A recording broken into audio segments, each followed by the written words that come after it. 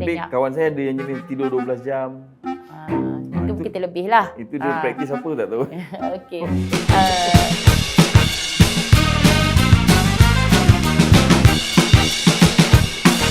Hai guys, Assalamualaikum. Daddy Hood sini ataupun nama saya Nur Edi bin Nursal. Kita bersama dalam rancangan Borak Santai episod 3 yang dibawakan khas oleh anda. Kepada anda, bukan oleh anda. Kepada anda oleh Hub. Hub ni satu produk di mana produk terbaik daripada Iskandar Regional Development Authorities ataupun IRDA. So hari ni Borak Santai ni memang bertujuan untuk membincangkan lah apa yang berkaitan dengan remaja youth zaman kini. Untuk menaikkan diorang punya inspirasi, aspirasi, sosioekonomi dan menjadikan diorang adalah belia yang berwawasan di negeri Johor. So bersama saya, kita ada saudara Ikhwan atau nama glamournya di kalangan barista, Ikhwan Coffee. Betul. Barista dan rakan-rakan Ikhwan Coffee. So without further delay, kenalkan diri bang. Saya panggil awak abang boleh Adik Okey, adik macam adik-adik Hai guys, nama saya Muhammad Ikhwan bin Zaini, atau kawan-kawan panggil saya Ikhwan lah. Saya adalah founder kepada Ikhwan Coffee. Cafe saya ada satu je lah, di Jalan Yahya Awal, Bandaraya Johor Bahru. So itulah sedikit lah tentang Ikhwan saudara Ikhwan. Seperti namanya, company saya Ikhwan Coffee. Kita memang fokus dekat kopi lah. Daripada diseduh fresh lah daripada espresso machine.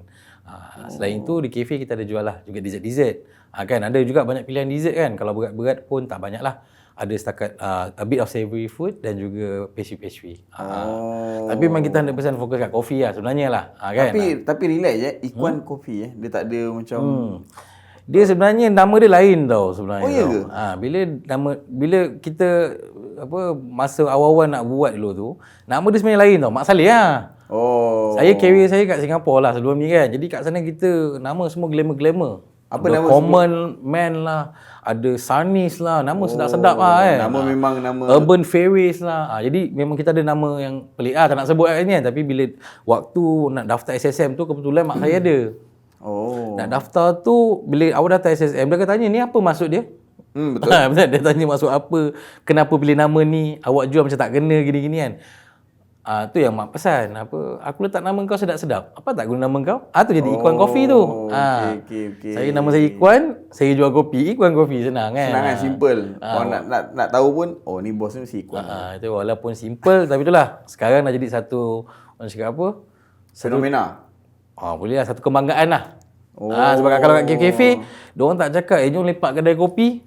Kadang kita terdengar, kita lepak kat luar kan, terdengar customer buat telefon. Dia kata apa tau, kau kat mana? Aku kat Ikhwan. Faham tak? Diorang tak cakap kedai kopi ke, Ikhwan Coffee ke, kafe kat bandar ke. Diorang sebut perkataan Ikhwan tu lah. Ikhwan je? Besok lepak Ikhwan lagi lah. Gitu lah lebih kurang. Itu dia punya terms kafe saya tu, dia tak panggil kopi Ikhwan lah. Jadi Ikhwan tu dah jadi satu, dah macam location lah, lokasi. Lepak mana lepak Ikhwan? Kalau dulu lepak mana, lepak CC, Cyber Cafe kan. Ni Ikhwan. Memang Ikhwan tu memang lepak kopi lah kan. Gitu lah. Jadi benda tu satu kebanggaan lah bagi saya lah. Sampai satu tahap tu, saya tak rasa macam Ikhwan ni nama saya. Sebab kita Ikhwan kadang jadi satu branding lah. lebih kurang lah. Okey, mantap. Berapa lama bang dah meniaga kopi ni ataupun dah berkecimpung dalam bidang kopi? Saya dalam bidang kopi daripada tahun 2008. 2008 daripada zaman remaja dulu lah. 2008 okey. Sampai COVID tu, saya berhenti kerja di Singapura dan company sendiri lah, Ikhwan Coffee ni dah bernaung ataupun dah beroperasi dekat Johor Bahru ni selama 3 tahun lebih lah. Kita dah nak masuk ke 4 tahun lah. Sebelum tu abang memang barista kan? Memang selama belasan tahun kat Singapura tu memang barista. Barista ataupun ada kandungan kopi lah. Ada kilang kopi lah, kerja commercial punya, established punya company lah, kan, macam-macam lah. Tapi semua kopi lah, barista. Alright, so memang relate dengan tajuk kita hari ni, iaitu kopi versus latte. Tapi nanti kita akan ni lah, kita akan tanya macam mana kopi versus latte ni.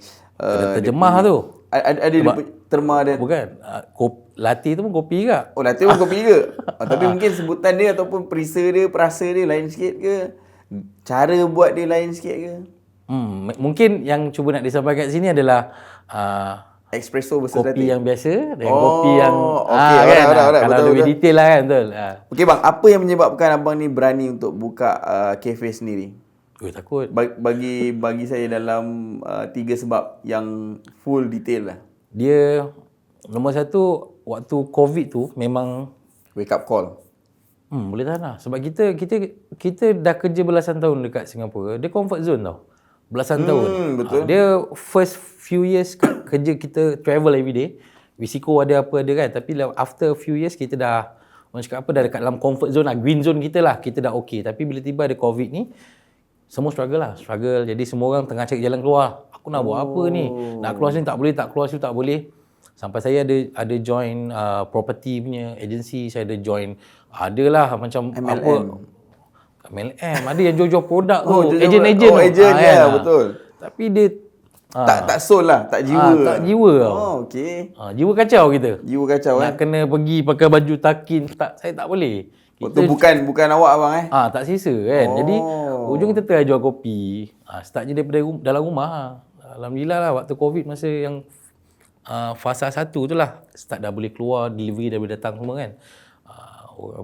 Order banyak jugalah kita Dia ambil macam online. yang viral dekat Singapura tu bang. Yang Apa tu? dijual dekat flat tu. Lebih kurang lah. Lebih kurang macam tu lah. Okey. So tu sebab yang pertama lah. Tu sebab pertama lah memang wake up dia call. wake up call tak jalan lain. Nombor 2, memang saya daripada muda yang kenal saya lah. Saya kerja saya daripada muda memang kita boleh cakap stabil lah. Maksudnya saya rajin bekerja lah. Saya belajar ni kurang minat sikit. Saya suka bekerja. Sama, Kita memang nak cek duit kan. Jadi bila orang yang nak cek duit ni, diorang tahu diorang tak ada kelulusan, diorang tak ada ijazah ke apa untuk cek kerja yang lebih stable. Diorang mesti nak buka bisnes sebenarnya. Mesti meniaga punya. Kan. Jadi bila tadi kita dah wake up call, kita cuba dan kita nampak dia punya hasil kan. Kita nampak ni ada potential ni. Kat situlah datangnya memang aku nak kena cubalah. Buka account bank, dia suruh daftar SSM, ambil nama, memang gamble habis lah. Terus ambil lakar. Dulu ada belajar sikit lah, saya ada saudara saya dekat KL, dia ada company Malika Kreatif lah yang interior design tu. Wedding planner tu. Dia ada ajar sikit lah pasal editing guna AI semua kan. Dapatlah buat logo ni semua kan. Bangga lah sekejap kan, boleh edit, terus print, terus letak gini, terus jalan. Ada pun saya invest sikit lah dekat mesin. Dan kita invest dekat generator. Try buka kat tepi jalan. Sebab sebenarnya kat rumah. Starting tepi jalan rumah and then pergi ke tepi jalan lah. Tepi jalan. Masa tepi jalan tu ni memang game changer lah. Hari ketiga memang kalau hujan dah macam drive tu. Kalau panas orang beratur kan, sampai komplain semua kan.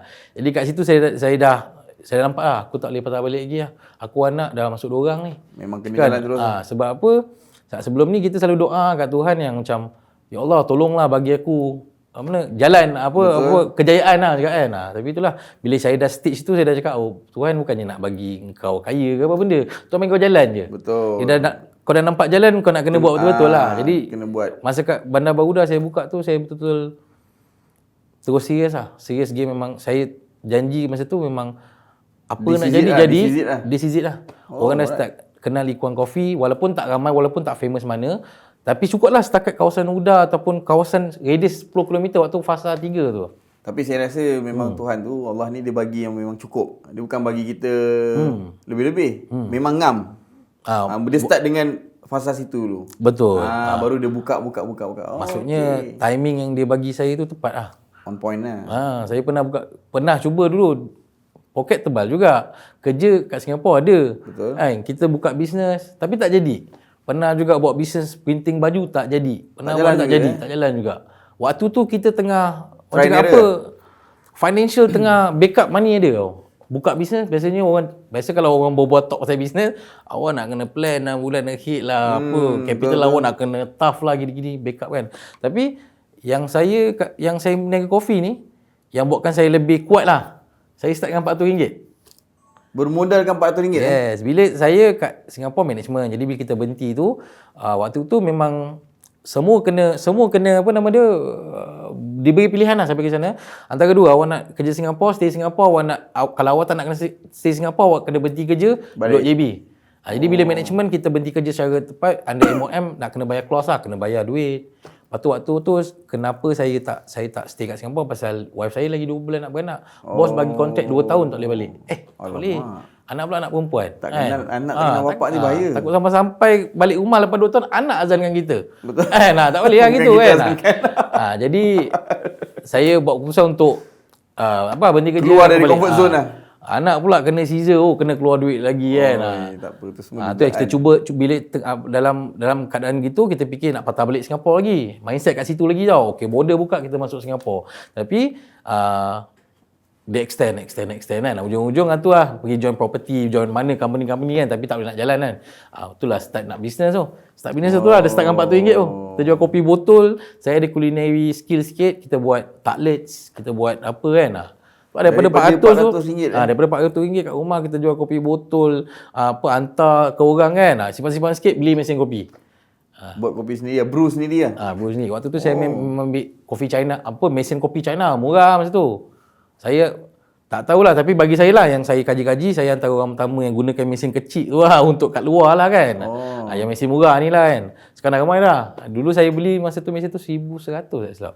Sekarang kalau orang jual waktu lepas saya dah pakai tu selang setahun 2 tahun mesin tu jadi 3,000. Naik harga? Disebabkan demand yang tinggi ke? Demand yang tinggi lah. Sebab yang ketiga bang. Tadi dah sebab yang kedua. Bukan dah habis lah. Belum. Sebab ketiga, sekarang ni bila kita dah nampak jalan, memang kita dah tak nak, saya memang dah pilih ni sebagai career lah. Career dan bila kita dah start niaga ni, saya ada tim saya tau. Tim saya yang Memangkin semangat lah. Yang saya tak, bila kita buat recruitment, normally lah kalau kita pergi kerja, diorang akan tapis kita daripada segi education, daripada segi rupa, daripada segi perangai, cara kita PR skill. PR skill kita. Benda tu memainkan peranan lah. Kalau kau muka cantik, kau tak pandai cakap, tak apa, kau beli depannya. Kasih masuk, betul? Tengok macam Abercrombie and Fitch kan, gitu lah lebih kurang. Jadi macam saya pula, waktu tu memang saya cakap, saya nak cuba tarik budak-budak muda ni lah. Waktu budak ni masuk umur 18-19 tahun tau. Sekarang 3-4 tahun kat kedai. Latih baik kan. Waktu tu saya memang nak try and error lah sebab waktu tu memang ada satu mindset orang Malaysia generation Z, generation yang tak berapa nak berwawasan sangat ataupun tak boleh guna pakai lah. Slow learner. Dia macam tajam sikit saya cakap. Tapi ni memang normal orang cakap generasi sekarang ataupun yang generasi sekarang generasi manja. Waktu tu saya cakap aku dah ada. Tadi tu Tuhan dah bagi peluang. Kau nak buat apa dengan peluang ni? Betul. Walaupun untung tak berapa nak. Untung okey, ada untung lah kan. Betul. Tapi macam tak puas tau. Buat benda ni aku buat hari ni. Apa yang lagi aku nak buat? Tu daripada tepi jalan dah ada 4 orang staff. Dah ada 4 orang Orang kat kepala kat. Kau main tepi jalan sampai 4 orang staff. Lepas tu basic pun tinggi pagi. Tapi budak-budak ni semangat belajar Yalah, kan. Itulah saya punya mission tu. Jadi sekarang bila kita dah stage kat sini, memang saya tak boleh nak give up. Saya tak boleh.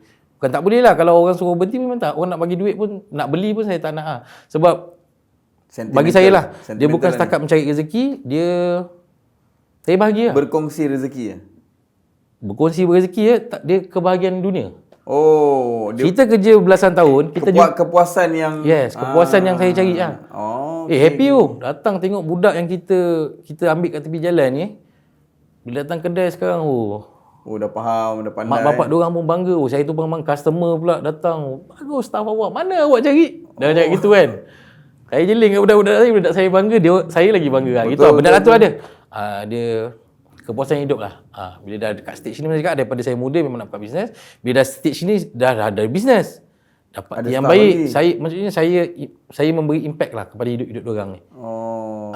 Okay. Umur 21 dah management level. Betul. Berusaha dengan company-company besar. Ordering. Dia ada kehidupan QA, yang QC. lebih mantap lah. So bang, abang dah lama kan kat kopi ni kan? Dah pernah jadi barista, dah kerja juga dalam industri ni. Berapa besar sebenarnya market kopi dekat Malaysia ni? Infinity ke? Dia memang... Dia waktu sebelum ni, dia ada market. Tapi market dia is unclear. Ataupun, saya boleh cakap consumer ataupun penduduk Malaysia ni, tak semualah yang... nak layan kopi. Normally diorang kan, last time kita panggil ni coffee hipster. Coffee hipster ni benda yang kita nak cuba. Dia bukan yang kita nak Kita tahu, kita minum. Macam kita kadang, cendol lah, makan cendol lah. Kita dah tahu benda lah tu lah. Kita cerita kat semua orang, semua tahu cendol. Tapi waktu COVID berlaku tu memang semua orang duduk kat rumah. Semua orang ada akses kat internet. Semua orang ada banyak masa. Waktu tu lah memang semua orang tengok YouTube ke apa benda, diorang belajar pasal kopi ni. Diorang lagi faham lah. Sebab tahun 2016 saya pernah buka kafe lah. Kopi juga, apa yang saya buat sekarang, sama saya buat. Semua sama. A sampai Z. Plan saya punya decoration ke, saya punya menu lebih kurang sama macam apa yang ada kat sekarang. Tapi tahu waktu 2016 saya buka dekat Jalan Abdul Tahir, dekat area New York tu. Saya buka. Okey. Waktu tu memang kita jual vape dengan kopi lah. Waktu tu saya pernah suggest customer order kopi, dia set sound gitu. Apa pasal mamak sebelah jual air kopi RM2 lebih, kau nak kena jual sampai RM9, RM8? Diorang tak, maksudnya kat situ consumer tak faham lagi lah. Tak faham yang kopi ni dia ada grade dia yang... Memang tugas kita sebagai penjual nak kena educate kita punya customer, betul? Explain. Maksudnya kalau dulu tu bukanlah susah, tapi kalau 10 orang datang tu 10 saya nak kena explain, kopi kita gini. Betul harga dia sekian-sekian. Setiap customer. Tapi sekarang boleh kata dia dah masuk, at least dia kata pasal flavor je. Dia tak cakap, dia tak ada basic pun dia nak tahu. Dia dah tahu basic lah. Okey, ais latte kopi dengan susu. Bang, kalau yang ni macam mana bang? Cream brulee ni macam mana bang rasa dia? Dia dah jadi mudah lah, senang cerita kan. Itu ada. Itu nama dia, apa nama? Dia dah intermediate lah. Sekarang consumer dah more knowledgeable dan diorang dah develop diorang punya palette untuk yang ni lah. Okey, mantap. Maknanya customer ni pun diorang dah mula faham yang kopi ni dia ada value for money tu memang. Betul. Right. So macam sekarang kan banyak, rata-rata semua tempat lah senang cakap akan ada coffee shop ataupun abang mungkin bersaing dengan corporate company yang bawa kopi ni. Ada beberapa nama macam mungkin boleh sebut kot, Zeus, Starbucks, Coffee Bean kan, banyak lah. So bersaing tu susah ke senang pada seorang ikon kopi? Dia susah, tapi benda ni normal. Kan? Memang akan bersaingan. Persaingan ni nak tak nak, saya percaya saya dalam industri dah lama. Tak kisahlah awak kat mana, apa career awak kat mana pun, sama juga. Mesti ada persaingan lah. Tapi itulah dia, kita nak ambil tu sebagai negatif atau positif lah. Bagi saya, mula-mula kita risaulah juga. Orang, yelah, ada orang yang macam, saya dah buka, contohlah saya dah buka setahun ni. Tapi orang tak kenal tau. Tapi yang sana baru buka 2 bulan tau. Dekat kawasan tu, saya buka dulu ni dekat setahun ni. Dia buka tak sampai sebulan. Betul. Semua sebut nama dia. Terbaik kat Uda dia, Kali saya ambil benda tu negatif. Tapi bila saya tengok balik, saya check balik lah. Kita gunakan data, kita ikutkan kita punya set through. Okey je. Bukannya aku rugi pun. Betul. Jadi daripada situ saya start macam, tak payahlah kau tengok orang punya periuk nasi, kita tengok kita je kan. Daripada situ kita jadi positif. Dan alhamdulillah persaingan dia, bersaing. Kita tahu dia jual benda yang sama kita jual. Tapi benda tu jadi macam okey je lah. Bagus untuk bersaing. Kadang-kadang bila kita terlalu fikir sangat bersaing ni, dia impactkan kita punya emosi, kita punya pemikiran. Ni. Kalau business owner, kepala otak dia nak fikir, macam mana kalau besok tak ada customer, itu normal. Apa aku buat salah kan. Jadi kalau kita terlalu fikir sangat pasal pesaing tengah gini ni, rancak ni kan. Kita anggap macam tu rezeki dia. Lagi Tuhan bagi rezeki kita kan. Alhamdulillah, lepas tu okey je. Right. So maknanya susah, struggle lah. Tapi boleh go through benda ni sangat positif abang Kena positif lah. Kan. Banyak minum kopi ke sebab banyak minum kopi jadi cerdik pandai ke? Kopi pun kalau salah guna pun sakit juga. Kalau banyak sangat pening ke tak boleh. Dia kopi ni kita panggil organic ataupun natural punya booster lah. Bila awak minum, awak punya metabolism naik. Dia bagi adrenaline naik, pumping. Betul ada orang macam sebelum pergi gym angkat berat minum black coffee, shot apa kan. Coffee shot tu. Dari macam saya pula, dia dah jadi macam kena kopi. Kena lah. Tu kena kan. Kena lah kopi kan. Okey. So macam penerimaan orang ramai tentang kita Ikuan Coffee ni lah brand lokal lah kan. Local brand di Malaysia dan di Johor. So penerimaan orang ramai tu, adakah ekspektasi diorang tu terlampau tinggi? Bila duduk kat Ikuan ni macam ni kopi dia memang kena selevel dengan kopi-kopi yang power kat luar sana. Itulah. Kalau kita berbual waktu-waktu sebelum COVID melanda tu, dia memang orang saya letak kopi yang macam ni kat atas. Yang bila dia orang letak kat atas tu yang buat takut tu. Dia nak masuk. And bila kat atas ni orang panggil apa tau? biasanya kalau orang sebut pasal kopi, Starbucks, Coffee Bean. Betul. Kan? Memang kopi diorang sedap pun. Cuma itu je diorang tahu. Nak pergi tempat yang kafe-kafe, contohlah ada kafe yang baru buka, diorang nak masuk approach pun takut. Kan? Betul, Pasal harga yang tinggi, and diorang tak tahu kopi tu sedap ke tak. Macam sekarang, benda tu dah lebih selevel. Diorang dah berani. Zaman sekarang pun orang dah jual wagyu beef diorang jual kat tepi jalan tu. Betul. Dulu nak kena pergi hotel. Betul. Gordon Ramsay punya restoran pun boleh makan. Itu Sekarang- sekali keluar duit £2,000. Sekarang buying power dah semakin faham lah. Maksudnya sekarang consumer dah makin faham dan consumer dah makin berani lah. Lepas tu lagi ialah yang zaman-zaman internet yang mudah, akses yang mudah ni, dah tahulah kita Islam halal haram.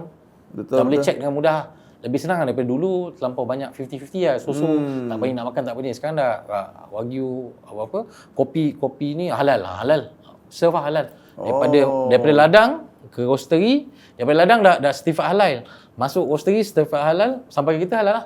Betul. Jadi benda tu orang cakap 100% lah halal. Penerimaan orang tu memang lebih Senang lah, lagi mudah. lebih mudah Lagi lah. bila saya gunakan nama saya Ikhwan ni, ialah ada nama kemelayuan ataupun keislaman sikit betul. lah kan. Ikhwan ni Keagamaan bertafsir, betul.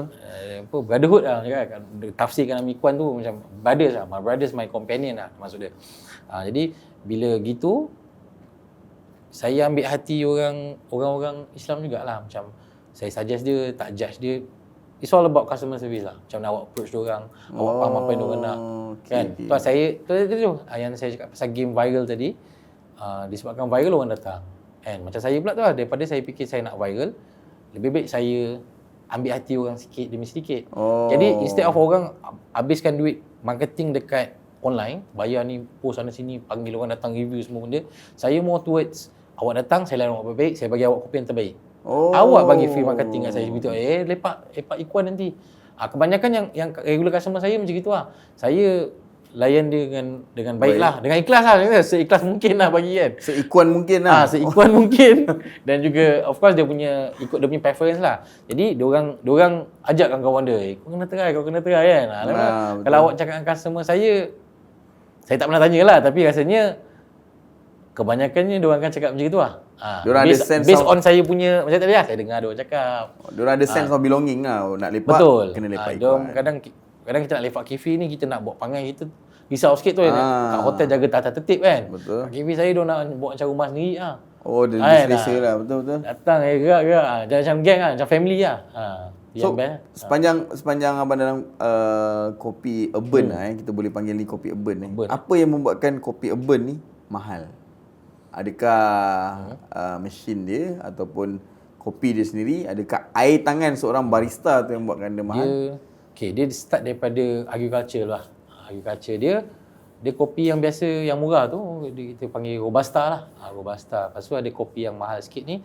Dia sekarang dah ada 4 kategori tau kopi. Tapi saya sentuh 2 lah, benda yang basic, yang benda yang sekarang ni orang dah start faham lah. Walaupun nak tambah-tambah pening kepala, dah cukup dah setakat ni kan.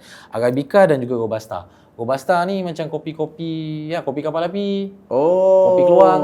Kopi apa tu? Kopi murah. Nescafe. Kopi Arabica lah towards kopi yang yang lebih mahal lah, yang awak cakap tadi urban ataupun saya panggil hipster lah. Hipster. Kopi yang budak hipster minum kan. Jadi beza dia adalah dia start daripada agriculture lah, penanaman ataupun dia punya harvesting punya time lah. Kalau macam kopi Robusta ni dia dekat tanah-tanah rendah. Tanah rendah, tak perlukan skills yang kuat, tak perlukan penjagaan yang rapi, sebab kafe ni adalah orang panggil apa tu? Kalau yang serangga tu racun serangga kan? Racun serangga. Ataupun dia macam ni macam obo-obo. Repellent untuk serangga lah, kafe ni kan. Jadi bila Robusta ni dia murah, nombor satu pasal dia senang tanam. Sekali buah keluar contohlah 1000, satu pokok ada 1000 biji buah. Dan Banyak. caffeine dia sangat-sangat tinggi dan tak konsisten. Jadi itulah bertindak sebagai insect repellent. Jadi pokok dia tak senang sakit, buah dia tak senang kena rosak.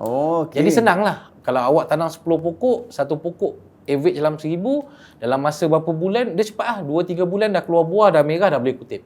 Harvesting dia memang laju lah. Proses dia laju. Banyak, murah lah. Arabica pula dia tu dekat atas gunung tu. Jadi bila pokok tu kat atas gunung, dia tak dapat cahaya matahari, cuaca dia sejuk. dia mengambil masa sikit lah nak cari air, nak cari apa. Jadi Layan lain macam sikit lah. kalau robusta yang murah tu dekat tanah yang rata ni, dia berbuah dia sampai dia merah, sampai dia dah ni lah, dia dah maksudnya paling ripe lah ataupun apa kalau Masak, Melayu. masak. Masak. Dia masak ni dia ambil masa dalam masa sebulan.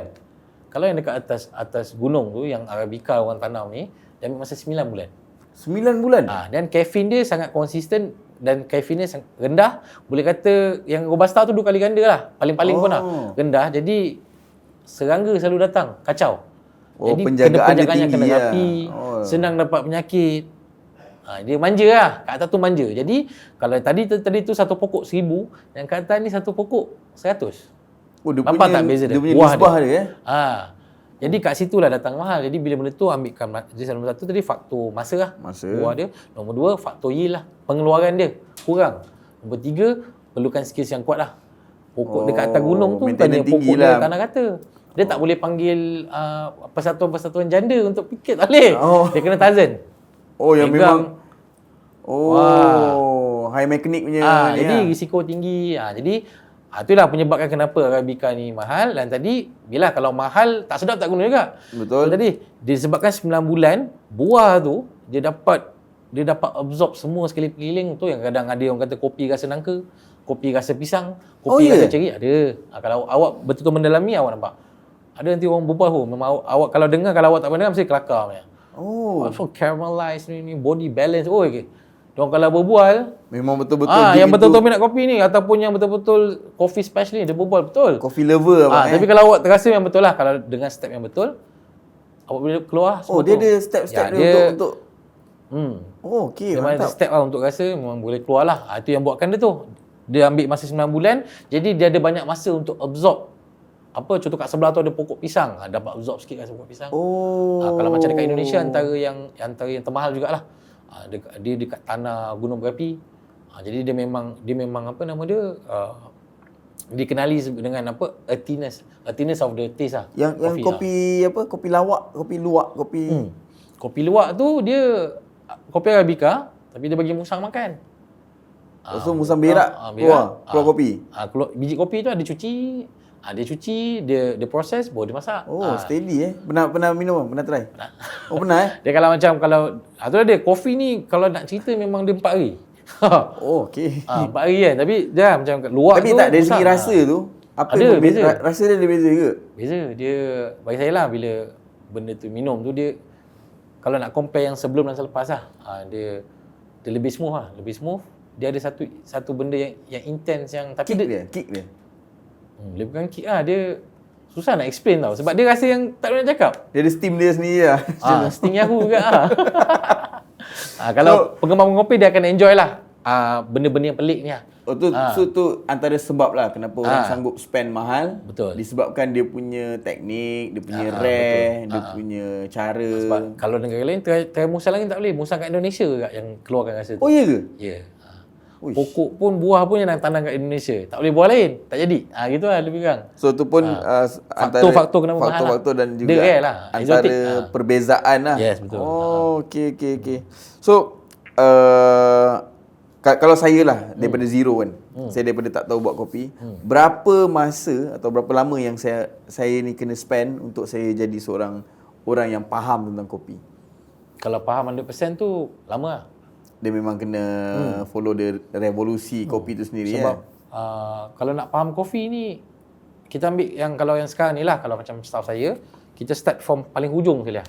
Kita ambil yang end product lah, which is yang tadi lah, latte ke, cappuccino ke, ataupun Espresso kopi-kopi, ke. espresso ke, kopi yang dah kat tu. Tapi kalau awak nak go backward, banyak benda lah awak belajar. So dia macam kopi dia dah sampai kat kedai, kalau untuk barista yang ada kat cafe saya, dalam masa sebulan on a high volume punya tempat, sebulan cukup. Dah tahu lah, dah tahu punya. Awak dah boleh handle macam Superman lah. Tapi setakat ni yang saya ajar lah. Dah boleh handle macam Superman lah, ketepung dengan customer service ni, dengan boleh buat latte art. Tapi adalah sikit-sikit. Tapi kalau nak cakap 3-4 bulan, steady. Semua dah hafal resepi semua. Saya beli coffee maker. Saya beli pun sebab isteri lah. Dia suruh beli pun.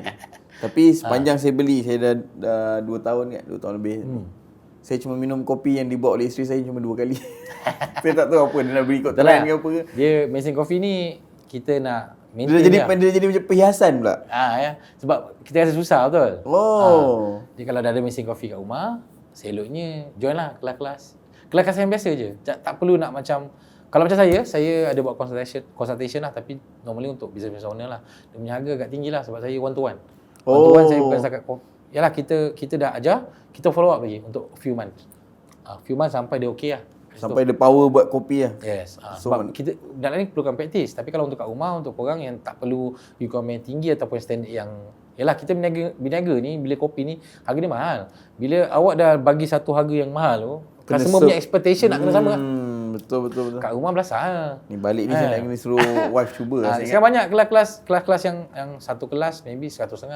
Ada yang rasanya under PUJB rasanya dia ada buat kelas kopi. Percuma je. Maknanya dia memang ajar. Dia orang ajar lah basic. At least awak tahu handle mesin cukup lah.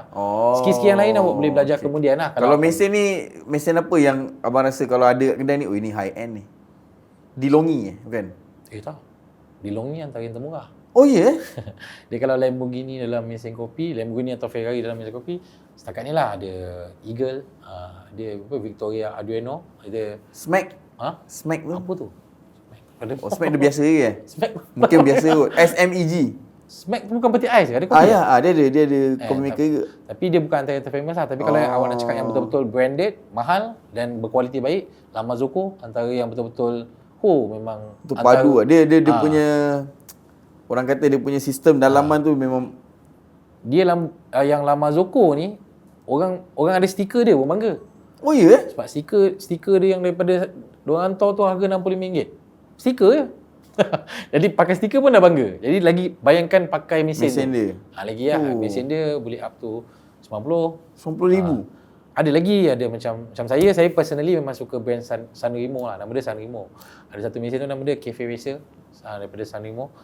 Waktu memang impian lah. Tapi harga dia kat 100 lebih. Dia apa yang dia punya bentuk, style, dia punya sistem. Saya pernah lah dulu, cuba dulu kat Singapura kan. Ada event, terdapat pakai. Orang bayar saya kan, tapi untuk event saja betul pakai kan. Memang dulu dah cakap nak pakai lah. Tapi itulah bila dekat sini 120 tu boleh beli rumah kan. Beli down payment rumah yang tu kan, banglo kan. Itulah, tengok lah macam mana. Tapi insya-Allah lah mission ke situ lah. Bercerita tentang event bang kan. Abang pernah menjadi antara yang terbaik di Southeast Asia untuk barista. Cuba cerita sikit bang, event tu event apa? Event apa tu? Barista Championship Competition. Competition. Tu tahun saya waktu tu saya join competition tu lah. Dia join competition tu yalah best lah, bergaul-gaul semua, dapat pengalaman baru. Saya dapat top 14 lah waktu tu. And benda tu pun bukan yang saya bangga lah, tapi yang paling saya bangga waktu tu, saya adalah barista pertama yang represent company which is Starbucks lah waktu tu. Starbucks tak pernah join mana-mana competition. Oh ya? Yeah? Saya adalah, waktu tu saya kerja kat Singapura. Ni saya punya personal punya trofi lah. Saya punya kebanggaan saya lah. Bagi saya achievement saya lah. Kan? Yang tak tahulah orang lain pandang macam mana kan. Tapi saya adalah orang pertama daripada company Starbucks yang mewakili Starbucks untuk join competition nombor 1. Mewakili Starbucks Singapura. Di Singapura melawan satu Singapura lah kan. Dapat top 14 pula tu. Dan saya adalah orang Malaysia. Jadi macam kebanggaan lah kan. Jadi macam sedikit sebanyak benda tu macam wah aku semua pro-pro aku ramai mewakili Malaysia tapi dengan company waktu tu Starbucks masih dalam tangan USA lah. Masa tu US masih pegang company US which is Starbucks. Then after that kita represent diorang join competition, dapat top 14 pula. Okey lah. Daripada tu tak ada nombor, ada nombor 14 cukup lah kan. Betul. Jadi sijil memang saya tak tunjuk, saya tak bawa ke kafe ke lah. Tapi saya punya cerita tu lah, itu yang bagi saya tu lah saya punya achievement yang bangga lah. Kalau nak tengok saya punya achievement tu, boleh pergi lah tengok dekat Singapore National Coffee Competition tahun 2018. Adalah muka saya kat depan. Wow, mantap. So, sepanjang kalau kat Malaysia pula ada juga join mana-mana event ke? Sebab kita tak tahu macam mana pembuat kopi dengan penggemar kopi ni dia meraihkan kopi ni sendiri. Dia adakah di event ataupun diorang just diorang enjoy Untuk barista-barista ni barista-barista ni. Barista-barista ni kita semua memang rasa enjoy untuk rasa tadi kopi-kopi yang pelik tadi tu. Macam dia dalam dunia ni, dia dulu tu cakap tadi, dulu ada 2 kategori je, sekarang dah jadi 4. Okey. Kopi ni kalau kita nak belajar ni memang makan masa lama. Sebab kopi awak nampak kopi kan. Tapi dia ada region dia. Region Asia Pacific, dia ada region Afrika. Lepas tu dia ada region apa satu lagi tu. Afrika Amerika pula. Setiap region ni dah memang ada karakteristik dia sendiri. Tapi betul lah dunia berubah, kita nak develop lagi. Nak kena ikut lah. Setiap pokok ni macam ni kan. Pokok ni contoh pokok kopi kan. Berapa banyak jenis pokok kopi punya type. Dia ada Tipika, ada Katimo. Ni nama ni orang cakap apa? Spesies. Nama saintifik dia. Boleh lah kata kan. Ada Katimo, ada kalau sekarang ni budak-budak zaman sekarang dia tengah tu bukan sebab kopi dia sedap ke apa, pasal nama dia sedap. Geisha. Geisha. Tu dengar kalau pernah dengar tak Geisha? Kalau tak pernah kan? Kalau dalam game pernah, kopi tak pernah. Pasal Geisha kan macam yalah Jepun kan, anime kan. Dia ada varietal yang tu lah. Jadi benda ni diorang cuba macam contoh macam Geisha ni asalnya daripada Afrika contoh kan. Diorang cuba dalam tempat lain. Macam saya punya biji kopi adalah kita panggil New Age coffee beans lah. Dia Katimo punya spesies. Dia cuba tanam dekat Yunnan, China. Dan bila keluar tu sedap pula rasa dia. Kan? Jadi ni new discovery lah. Bila new discovery, dulu saya beli murah je. Lepas tu sekarang dah start famous. Variant baru lah mungkin. Dulu saya beli sekilo RM50, RM60. Sekarang 100 lebih. Naik double up. Naik berapa ratus % tu. Alright, so masa mencemburui kita. Itulah. Tapi kalau abang cakap pasal 4 hari tak habis cerita pasal kopi, memang betul kan. Banyak daripada awalnya kan sampai nak buat kopi tu sendiri, prosesnya sendiri. Tapi tak apa, mungkin lepas ni Hub sendiri diorang ada event yang meraihkan barista-barista ni kan, insyaAllah. So boleh? Last word bang, harapan dan juga maybe abang nak cakap apa-apa untuk staff ke, untuk family, untuk kawan-kawan lama, untuk budak-budak barista di seluruh Johor sendiri. First of all, saya nak ucap terima kasih lah pada semua yang support saya lah daripada awal dulu, daripada rumah sampai kita ada cafe sekarang, sampai cafe pun masih nampak muka yang sama. Terima kasih lah banyak-banyak. Terima kasih yang keluarga saya lah yang support saya waktu saya jatuh, korang ada kat situ kan. Dan untuk sebab ni for youth for gap, untuk pemuda-pemuda di luar sana kan, jangan manja sangat. Kadang hidup ni kena keras sikit lah. Betul. Keras sikit. Tapi keras dia pun ada yang best dia lah tadi tu lah. Kalau kita enjoy the journey, insyaAllah lah Tuhan akan menyenangkan lah laluan tu. Betul. Kan? Enjoy the journey. Even though you are struggling, there's always a happy thought atau happy moment. Jangan terlampau fikir pasal negatif. Yang happy punya moment tu awak angkat sampai habis. Kan? Itu je lah. Alright.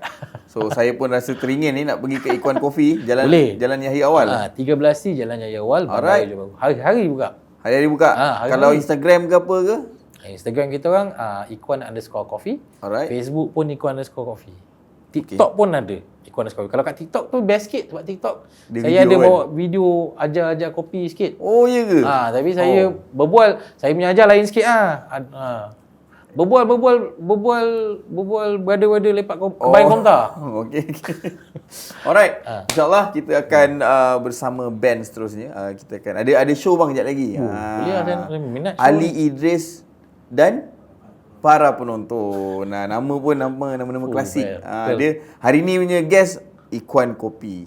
Bandnya Ali Idris. Nampak. Memang betul-betul Ali ni yang tinggi kedudukannya. Betul-betul Malaysia lah. Malaysia. Nama Malaysia habis lah. Nama kemelayuan asli. So itu je daripada saya dan bersama Abang Ikuan kita layan band dulu, lepas tu kita akan ke segmen kedua.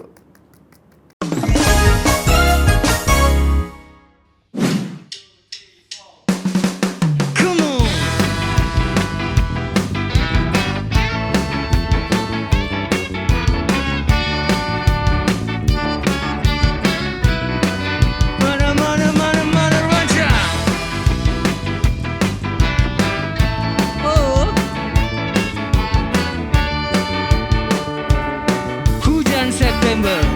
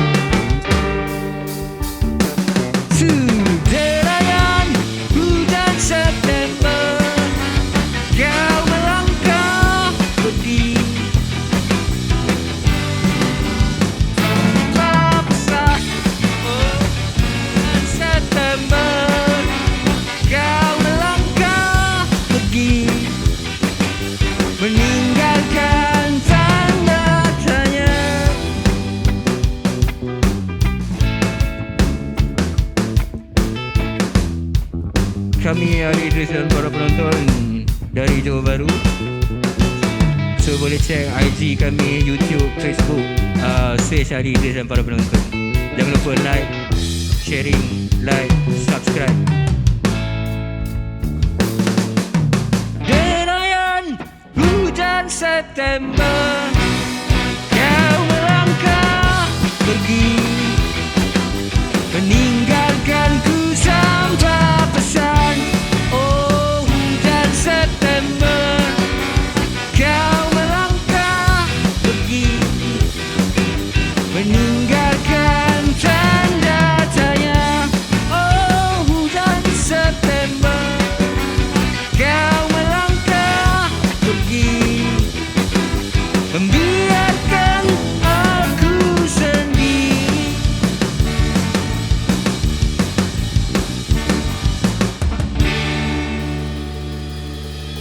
Terima kasih, jumpa lagi pada tahun hadapan insyaAllah. Assalamualaikum.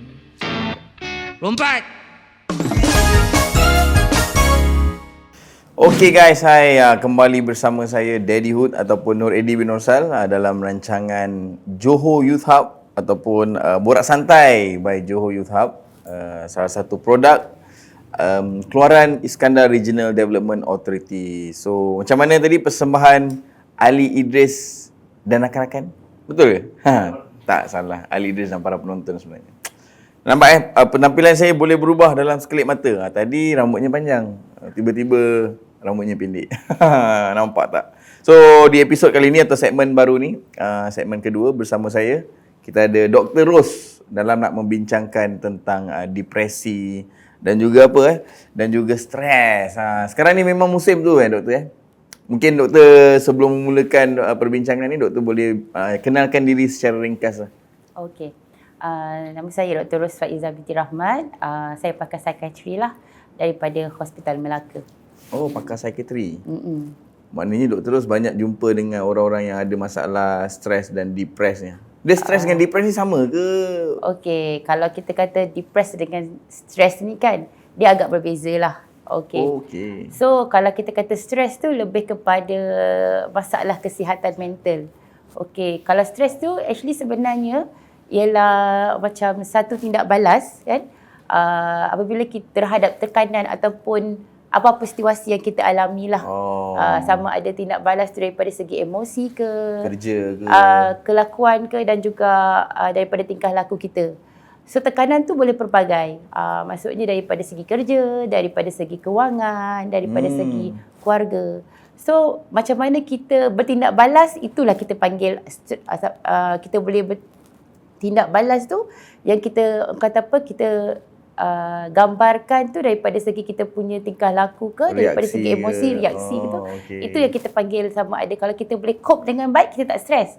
Tapi stres tu hanya akan berlaku apabila tekanan tu sangat Maha tinggi. dahsyat. Ya, betul. Maha dahsyat Dan okey. selalunya kan dia boleh orang kata apa, kita akan kata benda tu stres. Stres tu sebenarnya ada benda baik. Ada stres yang baik, ada stres yang buruk lah. Okey, stres tu penting dalam kehidupan kita sebenarnya. Sebagai contoh, kalau kita tak stres kan, kita akan hidup dalam keadaan yang macam selesa. Yes, selesa yang macam asal tak ada apa-apa. Tak ada apa-apa kan, tak ada benda yang adventure maknanya kan. stres ni pun cara okey. Stress management tu penting kan sebenarnya. Betul. Kalau tapi stres tu yang stres tu perlu sebab dia akan meningkatkan motivasi kita. Contohnya lah kan, kalau kita dalam kerja yang sama saja, tak ada benda yang kita nak macam deadline yang kita nak buat kan, so kita akan pergi kerja, balik kerja. Betul. Tapi bila kita deadline kita nak sampai, masa itulah kita akan bermotivasi, kita buat kerja lebih.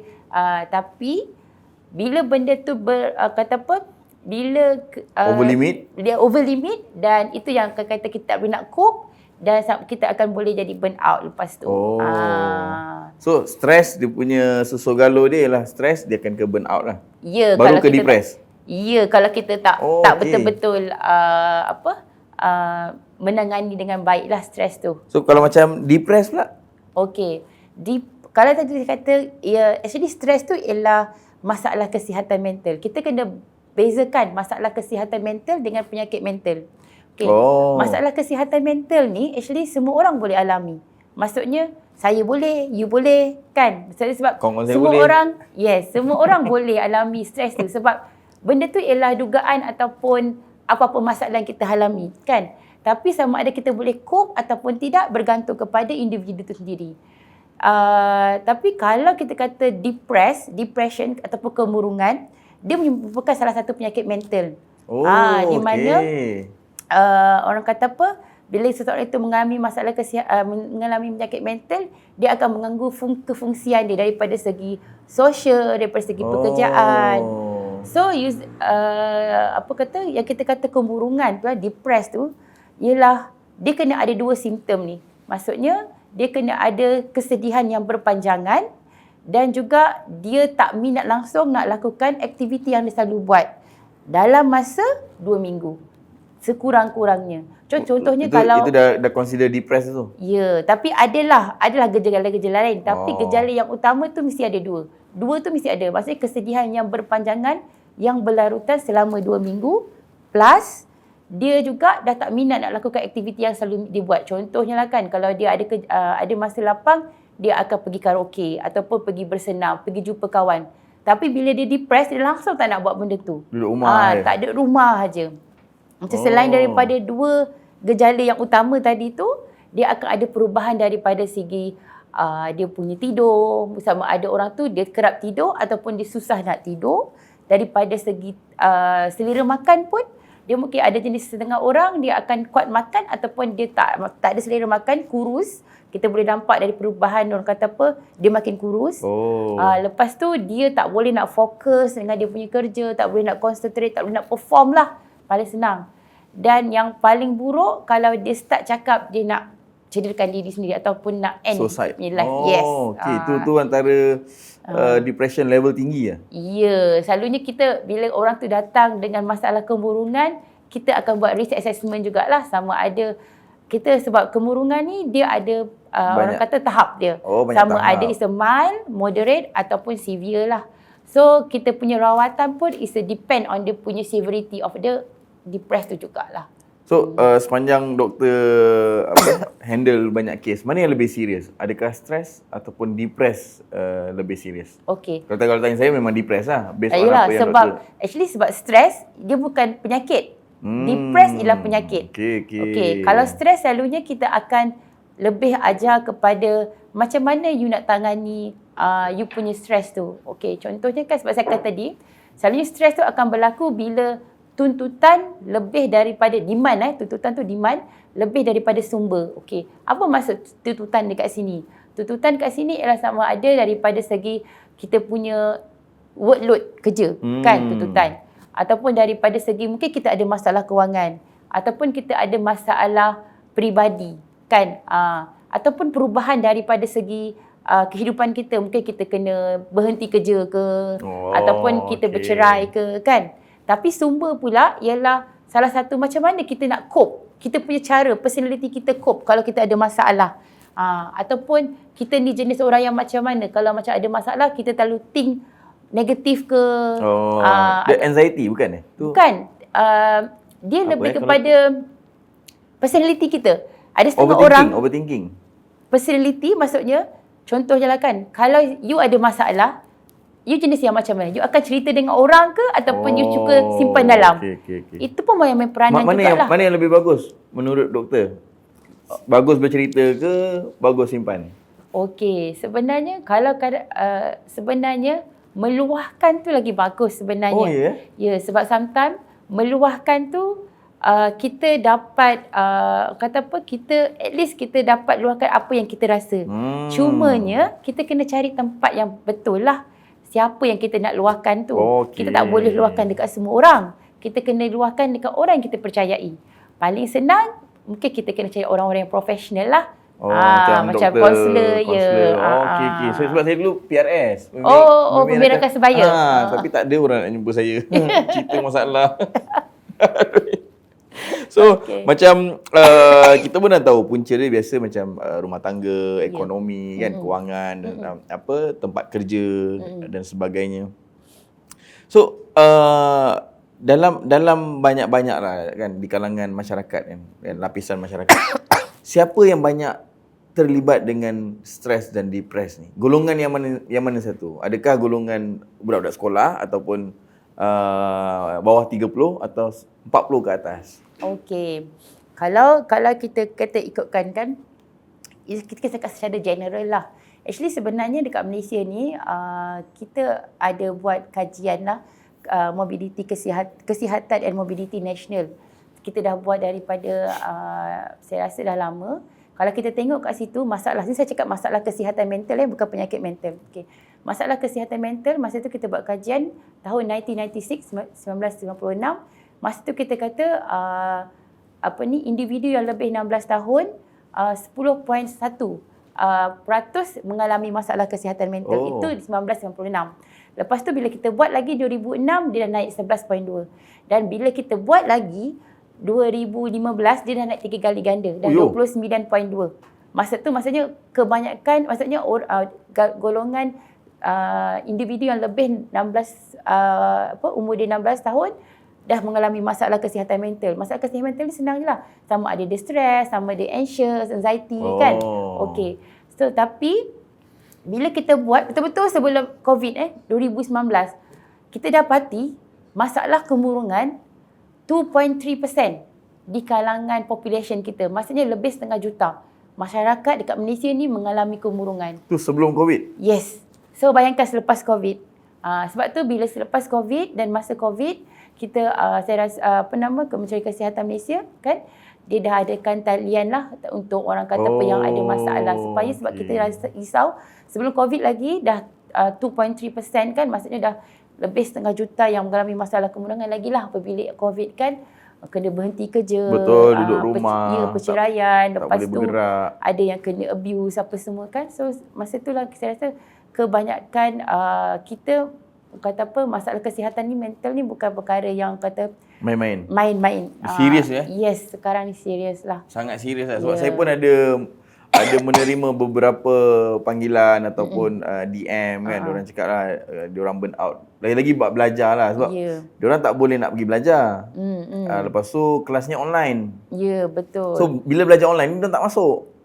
Lepas tu bila exam fail, ada yang terpaksa carry forward ke depan lagi. Jadi diorang rasa burn out lah benda tu. Jadi memang sekarang ni rata-rata orang akan mengalami stres dan depres lah macam tu. Betul. Kalau tak ditangani dengan baik lah. Betul, bahaya. Lain-lagi bab duit kan. Bab kewangan ni betul-betul satu benda yang boleh buatkan kita berfikir di luar jangkauan lah kan. Sedangkan benda tu boleh diselesaikan dengan baik. Okey, jadi macam doktor sendiri kan, yelah mungkin kalau seorang doktor, nisbah dia berapa ramai blood patientnya, mungkin ada tak langkah-langkah mencegah?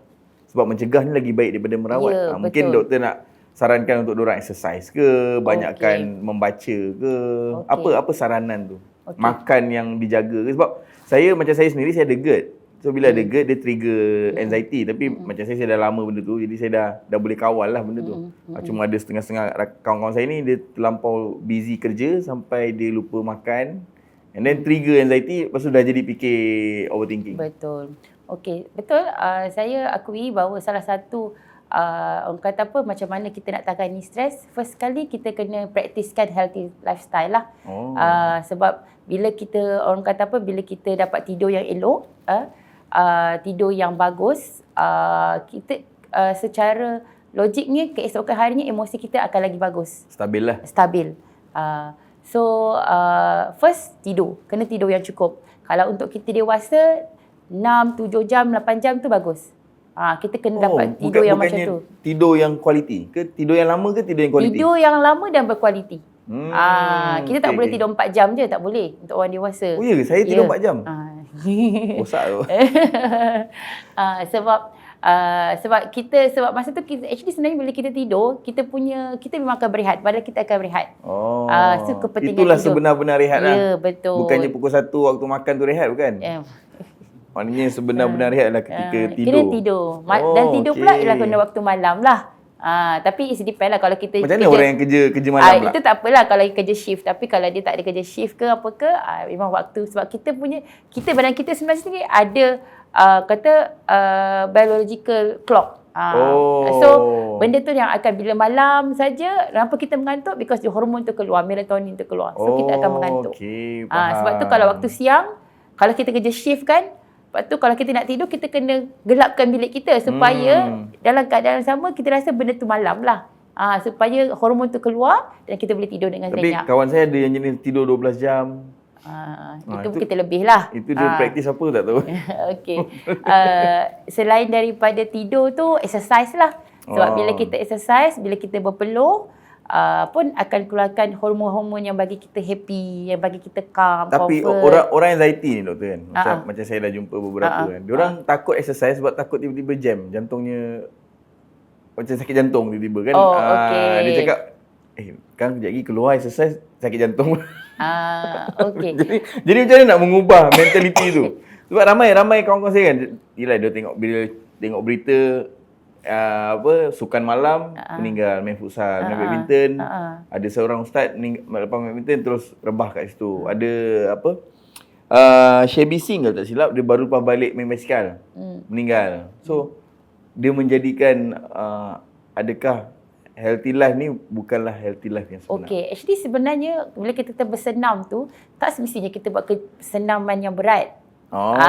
Tak semestinya kita kena main bola ke, kita main badminton ke, kita kena jogging ke, tak. Brisk walking, kita jalan-jalan brisk walk pun still consider as a asalkan kita berpeluh.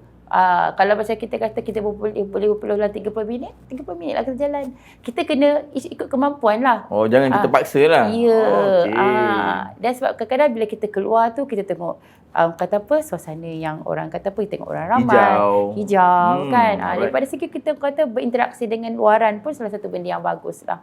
So macam stres dan depres ni, apa sebenarnya kesan terhadap orang sekeliling? Macam saya sendiri, saya tahulah apa kesan dia kan. Mungkin orang sekeliling macam anak, isteri, dia akan mula rasa risau, takut.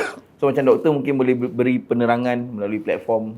Okey. Selalunya kan kalau macam saya cakap tadi, bila kita stres ke ataupun depres, kita akan ada perubahan daripada segi kita pergi emosi dan tingkah laku, kan. So daripada tingkah laku mungkin kita akan cepat marah. Bila cepat marah, siapa yang kena? Keluarga kita. Kesian orang. Kan. Lepas tu ataupun kita cepat sensitif. Betul. Kadang-kadang mungkin keluarga cakap benda yang tak adalah. Kalau kita tak ada apa-apa, kita mungkin tak rasa benda tu benda yang agak berat. Tapi bila kita tengah mengalami stres ke ataupun depres ke, kita agak sensitif. Betul. Dan emosi kita memang akan cepat terganggu. Dan paling senang kalau daripada segi kerja pula, mungkin kita tak boleh nak fokus. Kita nak buat decision, nak buat keputusan pun susah. Betul. Sebab kita tak boleh nak fokus. Kita boleh nak pay attention. Kita pun tak ingat apa sebenarnya tadi. Quality tu hilang. Yes. Okay. So that's why lah. That's why kadang-kadang sebab tu bila kita sebelum kita stres, kita kena pandai macam mana kita nak tangani stres. Kalau kita kena bahagi masa lah. Kalau contohnya kerja kita tu kita boleh distribute to other people, kita dispute. Jangan kita rasa kita seorang aja kena buat kerja tu. Minta pertolongan jugalah. Ataupun dan selain tu, kita kena tahu kerja kita tu apa priority dia. Kita kena list down. Kerja ni yang kena buat dulu ke? Kerja ni yang kena tinggalkan dulu ke? Takut tak balance kan? Takut benda yang tak perlu didulukan. Ya, betul. Okay, so kita kena pandai lah. Dan bila kita rasa macam banyak benda yang sangat, macam ada 2-3 benda dan satu lagi ada 2-3 benda yang kena buat dalam satu masa, kita kena fikir mana yang penting, mana yang boleh distribute, mana yang kita rasa kita boleh tolak. Kita tak boleh ambil banyak benda dalam satu masa. Kita kena tahu apa limit kita lah. Sometimes kita rasa macam aku boleh buat semua. No. Kita kena faham kita punya limit.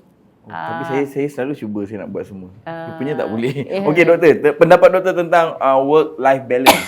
Adakah benda ni bagus ataupun sebenarnya macam saya sebagai seorang lelaki, saya memperjuangkan kerja untuk sosioekonomi keluarga lah. Tapi pada doktor sendiri, adakah work-life balance tu penting? Okey. Work-life balance tu penting. Tapi saya rasa secara logiknya agak susah kita nak balance kan. Betul tak? Nak kata balance 50-50 tu tak akan wujud lah. Walaupun kita rasa perlu. Cumanya kita kena tahu macam mana kita nak balancekan. Dia mungkin tak akan jadi 50-50. Mungkin dia jadi 60, 40. 40. Oh. Lepas tu mungkin 65, 45. Macam tu lah kita kena 65, 45 dah 110. dah okey. Betul lah kan. Tapi kena pandaikan, kena fikir. Satu lagi, kadang-kadang kita ni ada sikap macam tadi kan. Dia kata, you nak kalau boleh nak buat semua. Betul. Kan? Saya ni dia apa? Segmen hari ni macam cerita pasal saya pula kan. Tak adalah. Dia stress management Yeah, cara. Tapi kadang-kadang kita kena tahu kita punya standard. Kita tak boleh high expectation kat diri kita. Itu pun sebenarnya saya selalu cakap dengan kebanyakan lah kan orang yang ada stres, yang depressed ni, kebanyakan saya cakap pasal pesakit saya lah, kebanyakan mereka ni high expectation. Dia rasa dia dah pasang standard macam ni. Tapi sebenarnya dia tak boleh sampai sini. Dia kena tahu. Dia mungkin boleh sampai sini, tapi kalau sampai sini dia stres. Reducekan sikit expectation tu. Okey. Supaya faham. kita cuba buat, tapi tak boleh. Kalau tak boleh buat, kita I punya limit kat situ. Sebab Kena berpijak di bumi yang nyata ya. Okay. Sebab sometimes hidup kita ni taklah orang kata apa straightforward kan. Betul. Ada jatuh, ada bangun kan. So that's why kita kena fikir, secara logiknya tak semua benda kita boleh buat. Soalan terakhir untuk Yes. doktor kan. Memang masa ni mencemburui kita lah. Ya, Kalau boleh betul. saya memang nak tahu banyak perkara sebab rata-rata kalau kru-kru kat sini semua stres. Nampak saya stres kan. WhatsApp saya pun stres. Saya dapat WhatsApp dia orang pun stres. Okay. Jadi macam mana nak dapatkan bantuan profesional? Okey. Mungkin doktor orang yang lebih faham, lebih tahu Okey. platform apa yang kita nak tuju, dekat mana. Okey. Sebenarnya kalau dekat Johor ni ataupun dekat mana-mana lah dekat Malaysia ni, actually sebenarnya kita kalau kita rasa kita stres ke apa ke, kita boleh pergi kepada klinik kesihatan ataupun kepada klinik swasta pun boleh. Tapi kalau kita boleh, betul saya cakap, kalau kita ada masalah kita kena luahkan. So bila kita nak luahkan, kita tahu kan nak luahkan siapa kan, kita takut orang judgemental kita. Betul. So that's why kita kena jumpa profesional.